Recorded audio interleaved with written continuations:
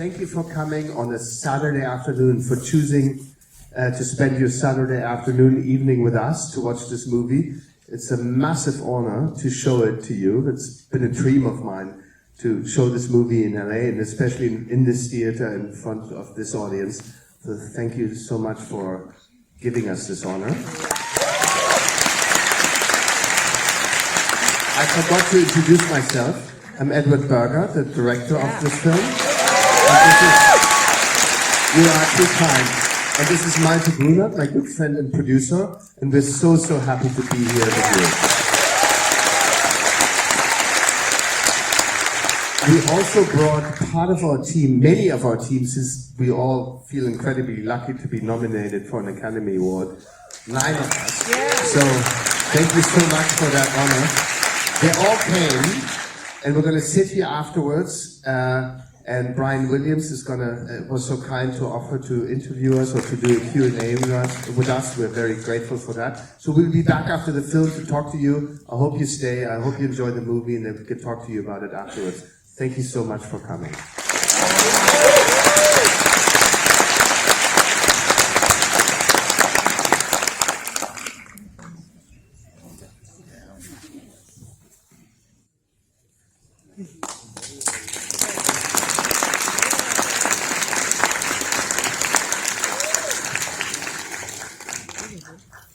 Good evening and welcome, and I think we probably should take a moment. This is decidedly not a rom-com, but in this cathedral of motion pictures is about as important a motion picture as there is this year, as well acted as it is produced, as well designed as it is directed. The poster, pull quote, says, an anti-war epic. Yeah. And that quote stops you in your tracks, as does the film you have just seen. I have the great pleasure of bringing together tonight the people who put this film together. I will bring them out one by one. You may applaud their work having just seen it. Let me start with Malte Grunert, producer of the film.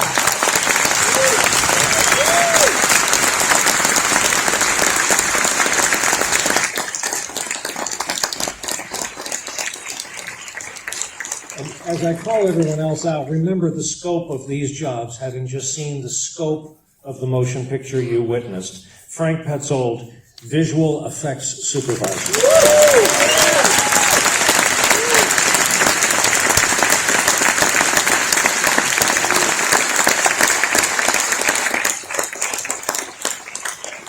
The sound designer of this film, Markus Stemler.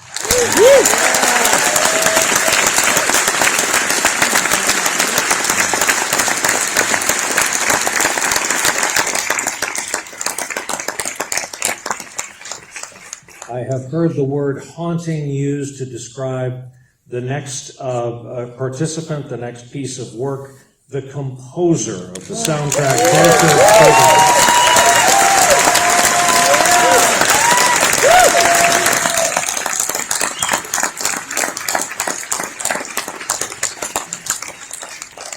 Makeup and hair design, Heike Merker.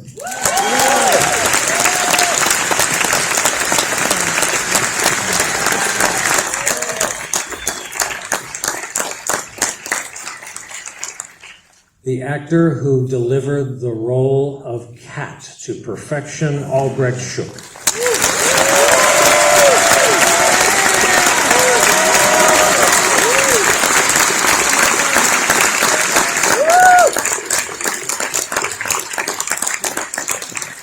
I too am shocked to see him young and vigorous. But apparently the war supply has yet to deliver socks. So we're working on that during the course of our show tonight. Writer, executive producer, Ian Stokell.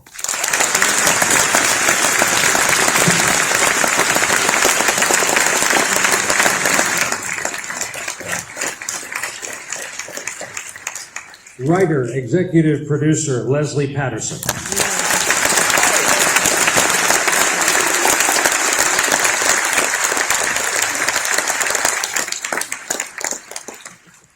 And the writer-producer, here's the third part of the title that is most difficult, the director of the picture you've just seen, Edward Berger.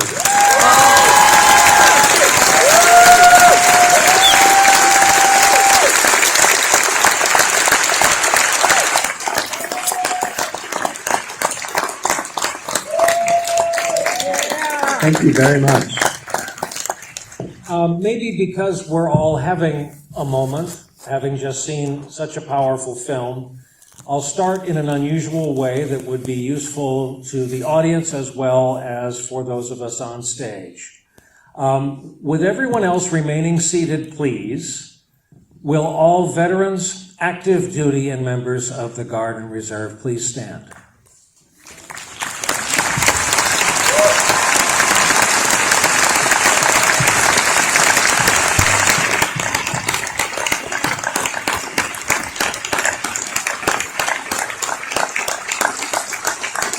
Thank you.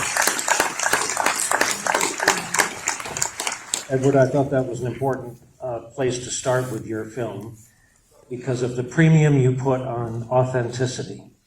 All of your audiences will come from various countries and walks of life. Perhaps your toughest critics are those who have chosen to put on the uniform of their country. Talk about authenticity to you and what you saw as your charge. Well, we felt primarily that we wanted to give you the experience, a very subjective experience of being there with Paul, or experiencing it through his eyes. We kind of wanted to give you the feeling to grab you by the coat lapels and drag you through the mud with him. And we tried to do that by actually doing a lot of it with just one camera, because we thought, okay, it's Paul, he has one set of eyes. It's either going to be his face or what he sees or who he's talking to, like cut. And so in terms of to make it just a visceral, physical experience. I first saw the film 2 weeks ago, flying out from New York last night to what occurs to me is the Western Front.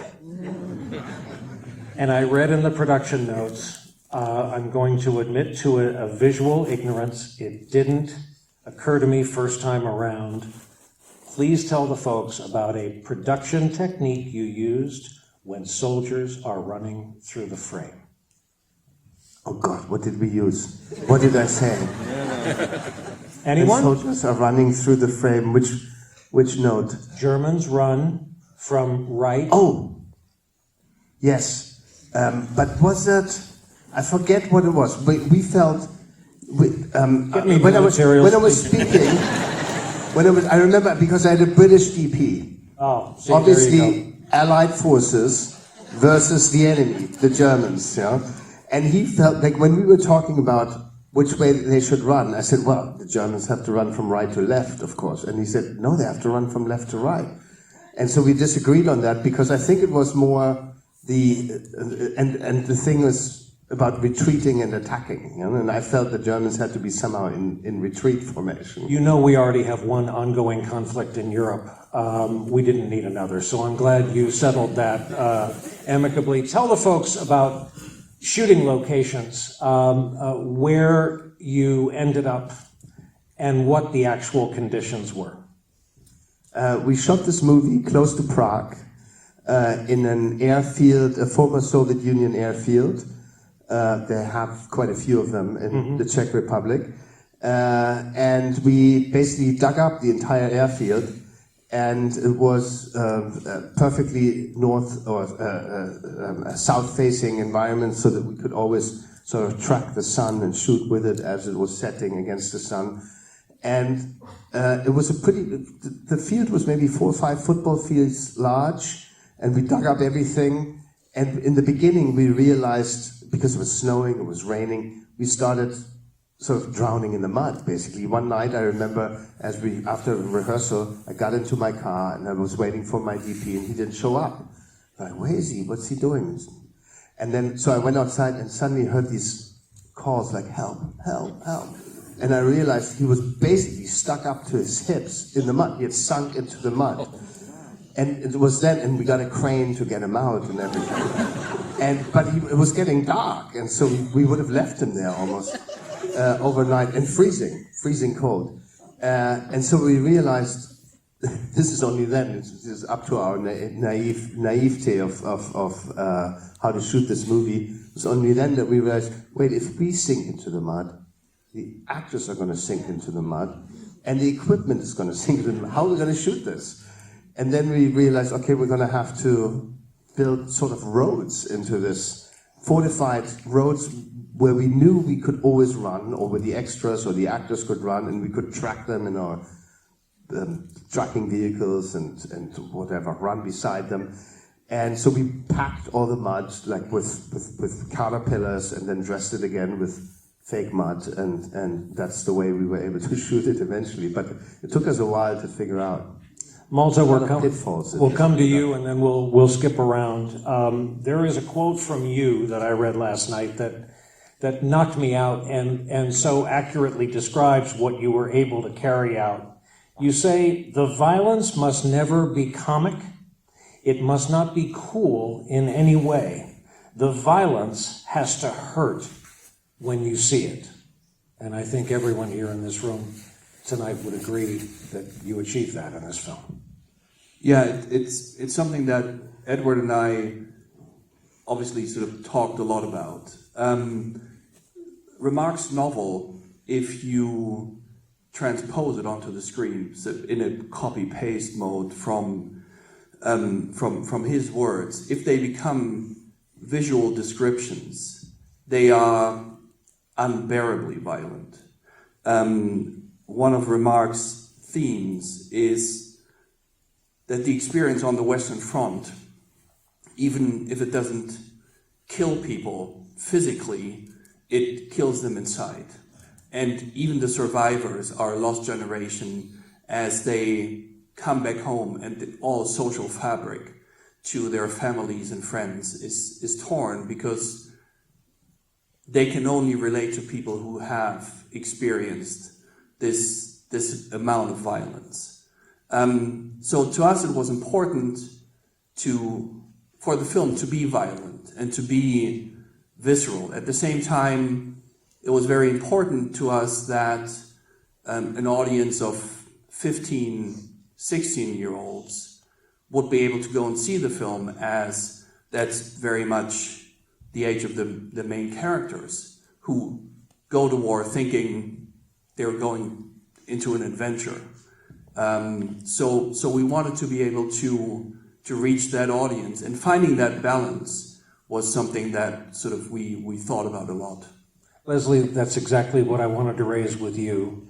The victory of the story, as portrayed in this film, is the history we learn along the way without it feeling like oppressive homework. It will have to be explained to younger viewers of this film that there was a day when you couldn't imagine being an able-bodied young man and not going off to war. That day, as late in this country as World War II, when cynicism crept into our warfare, starting with the police action in Korea, Vietnam. We don't need to tell everyone what happened when we invaded the country that didn't knock our buildings down on 9/11. But that is present-day America. It will have to be explained that they could not wait. These graduating students could not wait to get that uniform, regardless of who had worn that uniform before them. Yeah, I mean, that was a very important thematic essence of the entire film. Hence, we sort of open up with that. Certainly the travelling back of the uniform, the uniform representing more, than the man, was the essence of that opening sequence. And it's just very poetic and very timely. And in fact, a few weeks ago, I shared with Malte that in Russia, they're repurposing uniforms as well. So times have not changed, which is incredibly depressing. As their conscripts go off to war. Heike, I'd like to talk to you. Tell me, I have a modicum knowledge of your business and how it works.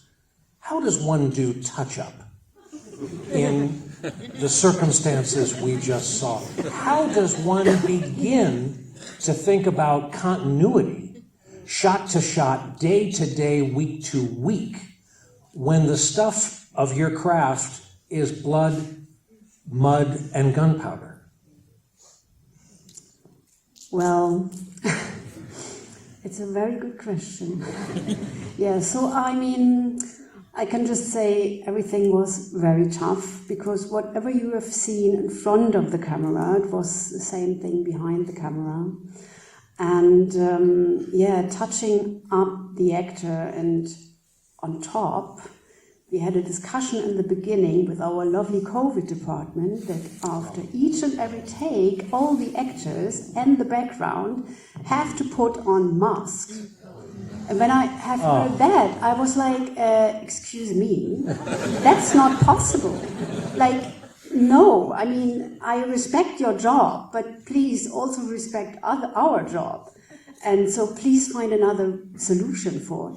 So, yeah, it was always, I mean, there were, I have to say, on the battlefield it was easier to approach, but of course in the trenches it was muddy, it was very narrow, and yeah, so keep going and keep track was definitely hard work. But apart from this is also a craft, and as a makeup and hair designer you are used to keep the continuity. Now here in this case we had the continuity with dirt and different colors and stuff, and for me the approach of the movie and the makeup was always like a painting. So I don't know, maybe sometimes I thought I'm just a painter on the battlefield. Right, indeed you were. Yeah. I think that's perfectly summed up. Albrecht, we have a social structure here in this country that is basically divided, to oversimplify, labor and management. Management, they get to be the bosses, a lot of moving of arms and floating of ideas. Labor gets the job done. So here we are tonight, mostly management. You, thank God, are labor.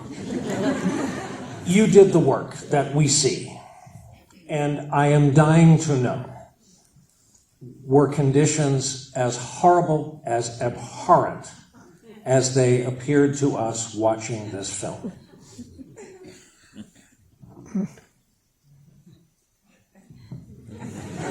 Hi everyone. I think it was in 2010. I had a walk in LA on the beach side, and it was back then I was still smoking. And someone stopped over here, had a run on the beach side, back and forth. And she stopped saying, "How rude you are, treating your body like that, smoking a cigarette." And off she went. Cut. I was smoking for 25 years. I quit on that project. I had to. I didn't plan to, I had to. And that was how physical it was, in terms of, you know, running with heavy gear on it, on your shoulders. I think it was Felix, he one day after they quit shooting, he put his whole gear on a scale, and it was what? 45 kilos. So 45 kilos, and what is that? 100 pounds. Yeah, 100 pounds it was. Soaked wet, with mud, with blood, with, well, of course, superficial blood, and yeah, sweat, of course. But it matters. I mean, wet wool is uncomfortable, deeply so. And as Steven Spielberg did in Private Ryan, he got that cast together, and they quickly learned they were going to be living the life in the countryside of Normandy. They were going to be cold, and they were going to be wet. So this is clearly how all great directors work. I can't agree. I have to apologize. I mean, we had such a wonderful team, and it was, I think it was more of a challenge to forget about the wonderful team taking care for you, you know, waiting there with the blankets, waiting there with the hot tea, and with the warm-hearted, you know, energy they spread all over the place. So it was more of a challenge to tell yourself, okay, this is not, it's not what they or Cut went through in that very moment. Okay, yeah, blanket, good, okay, thank you, but yeah, can I have my space now to concentrate? Sorry. That was more of a challenge sometimes. No, really, I felt surrounded by such a wonderful team. Everyone was so precise in their craft and their vision. And James, the other day, put it rightly when he said that he felt like as if everyone was doing the same movie we were working on. And it sounds weird, but when people are coming together, everyone having its vision, sometimes it's hard because people try to get their own vision through, try to push it through. But no, everyone was listening to the other's visions. So we found someone, and then, yeah.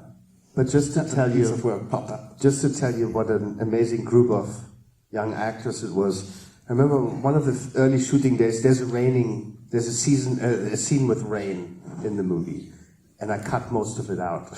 But these guys were 12 hours in the rain, and in the morning I said, "Listen, you know what? We're just going to turn on the rain, and we're going to keep shooting. And if we don't do it today, in this way, and just shoot, it's going to take us 3 days. So why don't we do it in this one day?" And they were there, these 5, 6 kids, basically, for me. They were there in the rain all day. And then on the last take, I said, we're going to need one more take. Are you ready for it? And they all burst into song, sort of singing and sort of egging each other on. And that was sort of the spirit they brought to this movie, sticking together and bursting into song, even though they were freezing in 12 hours rain. I told you earlier tonight, I thought it was essential that this was a German production. I thought, what I mean is that...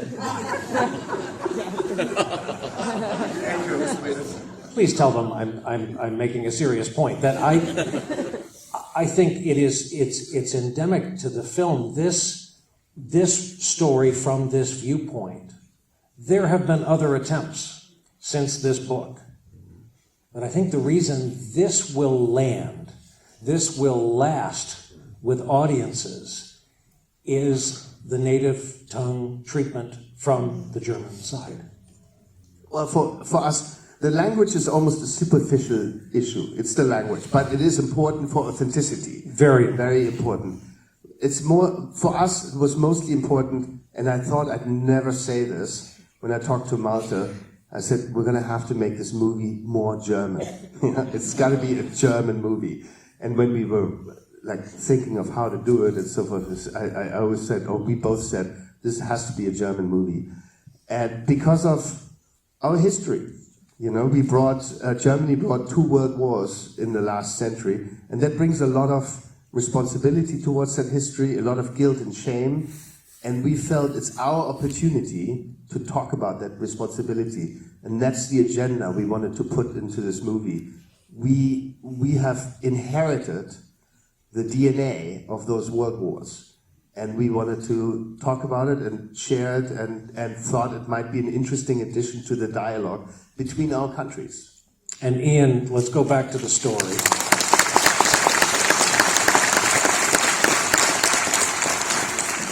The phrase, "the war to end all wars," comes to mind. Just more than 2 decades later, soldiers back on some of the same fields on the same continent. Germany loses, humiliated after World War I, poverty, starvation, immorality. The Social Democrats get a very, very interesting mention in this film. What do? They find a charismatic sociopath, leader, defeated again. Fast forward a few decades. The years we have just been through. An attempt to weaken the Atlantic Alliance that won World War II, and a lot of the West turns to, wait for it, the Chancellor of Germany, raised as a little girl in the East, Angela Merkel. A nation turns its lonely eyes to you. So how aware were you, did you have to suppress what you know about the post-World War I history, for that matter, the last 10 years in world history? Well, that's a question. That's all the time we have. Thank you so much. Enjoy the boxed water. We're very proud of it here in I the was United hoping States. for what's your favorite color?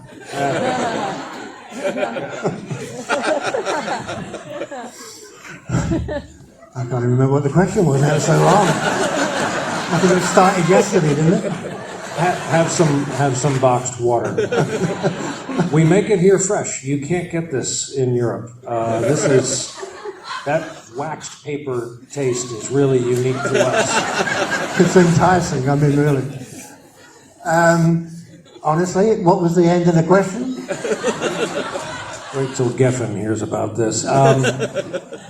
How much did you have to suppress what you know about what has transpired since the guns fell silent on the 11th day, the 11th hour, the 11th day of the 11th month? And keep yourself narrow. Keep yourself in this story. Yeah, I mean, well, there's a personal thing and a non-personal thing, you know. I don't know if you want the personal thing, because I'm British Army, ex-British Army. My dad was Royal Marines. My granddad Reynolds lied about his age in World War I, 17 years old, joined up, just like Paul. 3 weeks after he joined up, he was gassed, master gas, spent 2 years in hospital, and then died in 52 from gas-related injuries. So when Les and I, in 2006, optioned the film, took 16 years to see it on screen, you know, Ukraine hadn't happened, because that was 8 years later, and Edward hadn't, and Malta hadn't come up, you know, that was 12 years after we did it. So that whole, in terms of my personal, because it did become a little bit of a, I'm not sure how I quite feel about this, in that my dad was wounded 7 different times in World War II, and then we come full circle and it's a German point of view, and then, you know, in the German language, and I kept thinking back to what my dad would have said, and he would have said, yeah, but it's a story about every man. Yeah. And it doesn't matter which side they're on, doesn't matter their politics. You know, this is just an ordinary guy, 2 ordinary guys, you know, like him and the guy that shot him and shot off 2.5 of his fingers. You know, I had no animosity to that guy, because I tried to kill him first, but we were just ordinary guys put in a situation that was just almost intolerable. Just the way I felt, really, that's how I really embraced Edward's view and Malta's view. It had to be German, and it had to be in German. So for me, I look on that as very much an everyman film, as well as the German perspective. So politics for me about the film didn't really come into it when we were writing it. That is, believe it or not, exactly what I was asking.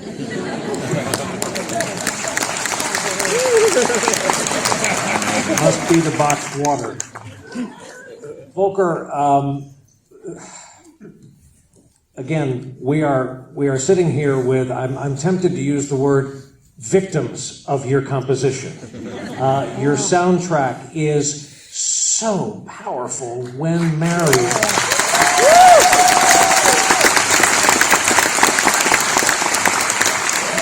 When married to these images, this acting, this direction, what is your process? When did those notes come to you? Well, I was quite late in the process when the film was already in a pretty good shape, and I think that was maybe also the reason that I could imagine how the music could work with the sound in a way, because there was a lot of already sounds in place where I could imagine that this could be, you know, a little bit the sound that I can use as an instrument as well. I'm a big fan of John Cage, so sometimes I'm sitting on street crossings in Düsseldorf and I'm just listening to all the asynchronous sounds of the tram and the people that are talking and the wheels of the cars, and sometimes I would say maybe in a surprising moment, they have a syncopation and they suddenly build a rhythm together. So in a way, when I saw the film the first time, I had the feeling there are elements in there that could work with elements of music in a kind of collage together. And when I saw the film and I was finished, Edward said to me, and that's I think a big advantage of working with him, is that he's not like putting you straight away in a box where you already feel like, oh, this is the limit, there is a limit, I have to do this. He was just saying, I want you to destroy the pictures. I want to have a snare drum player that can't play the snare. I want to have the music for Paul Bäumer's stomach. And I want you to do something that you've never done before. And then I was going like this out of the room because there was quite some pressure on my shoulders. But at the same time, when you have somebody who's challenging you, I love this because when there's a block road, I actually have to find another road, which I love to see because suddenly I realize there's a whole world on that side of my place where I'm living. So in a way, when he was challenging me, I had to find something I wanted to come up with. And on the way back from Berlin to Düsseldorf, which is a 4-hour train ride, I had a few thoughts. One was, I need an instrument from that time. And I remembered an harmonium that was standing in my studio that I refurbished from my grandmother.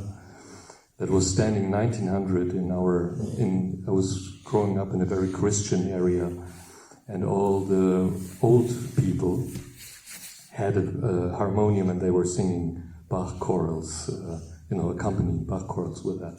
So for me it was an instrument of old people, but at the same time I refurbished it for the reason of, because I loved the bass actually of harmoniums and the pumping and the machine in it. And so on my way back I felt this might be an instrument. And the second thought was I need a very short fragment. I can't write long lines of melodies with complex arrangements because one explosion is happening and my whole composition is destroyed right in the middle. And I have sometimes you lose notes in a melody and there is some melody before that is fine and after, but the connection is lost between the two elements. So I was looking at an element with a few notes. And then the next day, 24 hours later, I wrote actually the very first piece. And I was a little shy to send it to Edward because normally you collect, let's say 10, 15 cues to make sure that at least one is right, But I felt like this is it was so strong, I had such a strong feeling about it, that I said I have to send it to him, and if you say no, I will be depressed for a couple of days, and I have to come up with something, I would say, semi-strong, because I was quite convinced that this could work. And then the next day he called me, and he was cheering into the phone, like, yes, this is it. And that, of course, unleashed me in a lot of ways to use those three notes in nearly every cue. Even the trumpet player is playing those notes, because I had the feeling it's nice to infiltrate the film with these three notes, even though the theme is maybe beautiful or very long and maybe more religious. So I called it the Led Zeppelin cue. Yes, which is, I think, in a way, the adjective for headbanging and stage diving. There you go. Marcus, while we're on the subject of audio, the film would be less than a challenge for you if it were just the achingly beautiful pastoral scenes that we are forced to watch because it hurts our heart to see the beauty of human life and the countryside as this insane trench warfare continues. But then you are handed the kinetic part of this movie, the constant firing, the constant worry, heading into the next engagement. Talk about the challenges in your part of the shop. Well, it was kind of muddy business in a way. It started with a lot of mud at the shoot, and it continued being muddy in post-production, really. From the beginning, we knew that there would be lots of sound treasures, actually, at the set with all the historic vehicles and all these hundreds of extras running across the battlefield, and we really wanted to make sure that we captured these unique sounds to get this like fingerprint of the war. And so our production sound mixer, he really managed to record loads and loads of sound for us. He basically recorded everything. And this is how we started to create like the basic layer and the foundation of the film. And then, in a way, we looked at it as a documentary almost, the way we would treat the sound. We certainly didn't want to kind of wrap the sound in a, let's say, a pleasant sonic gift paper to make it an easier watch. So this was the first thought we had. But then it was really important to, as Edward mentioned already, it's a film that is it's very subjectively told from a very subjective perspective, and we try to mirror that into the sound by wondering about how would Paul hear what's going on, how would things sound to Paul, and that would be very subjective, because when you're driven by emotions, when you're in a state of fear or in a state of shock, that really affects the way you hear.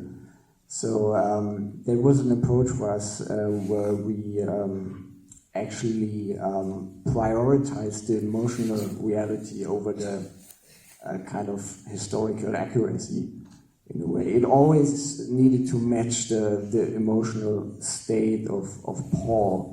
And that's why we kind of shaped the sound and shifted the reality a little bit, by making things sometimes bigger than they were and sometimes losing sounds, because he was focusing just on one thing. So we left all the battle sounds, left them out in a way.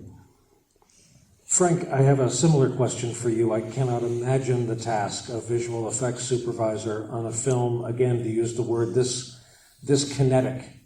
Is there a scene or a moment that you are most proud of in the film that perhaps we lay people would not know because you did your job so well?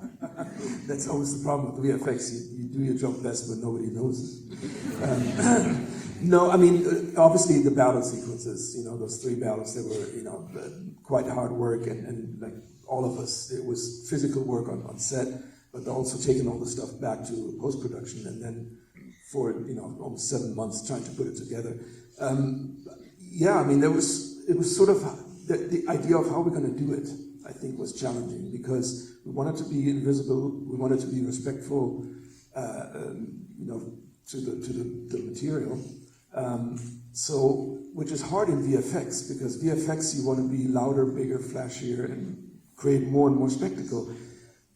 So I think holding back and putting all your effort in detail was a big challenge. And we sort of employed different techniques that actually aren't done anymore nowadays. Like what? Well, we layered certain elements together and tried to shoot it on set. Where usually you don't get the time for that. And Malte and Edward were very understanding and said that, there were moments where I said, guys, I really need to get this element somewhere separately. And they were like, well, if you need it, let's get it. And so it was that, putting it together. And then, of course, in terms of actual shots, tank going over the trenches, I think is a pretty cool thing. With the side-firing, brutal, lethal machine guns. I mean, the graphic shots, but if you look at it from how we put it together from the artistry, we're very proud of that, because it really worked.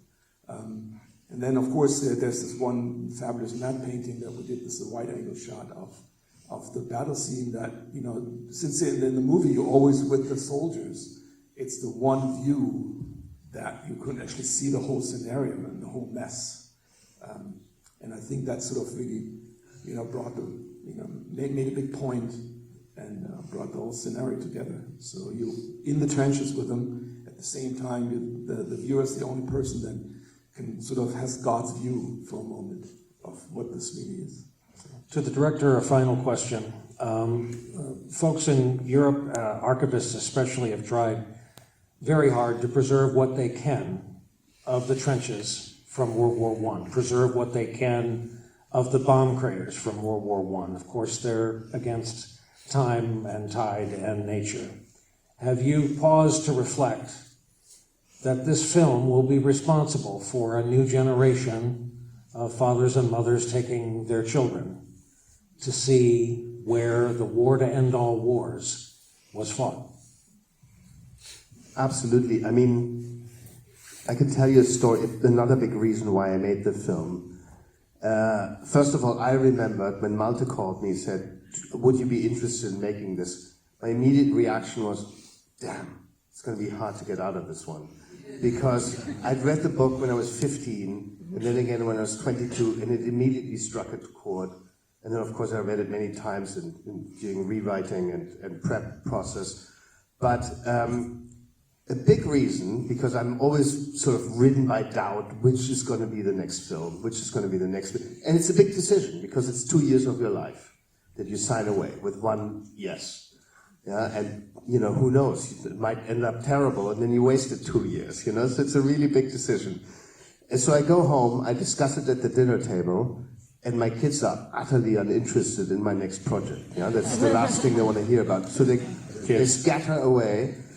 But I mentioned to my wife, so Malte called, and it's all quiet on the west. So the moment I mentioned all quiet, my daughter, 17 at the time, whips around, says, that book, I just read it in school. I had no idea she read it.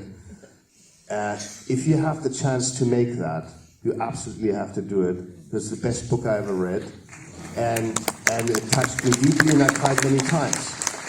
And that was a big reason, because I thought if 95 years after the publication of that book, it still has such an impact on a young girl who's certainly not the target audience for a book like that, then it must still have some relevance. And I recognized the feeling that I had reacted exactly like her, but 40 years earlier.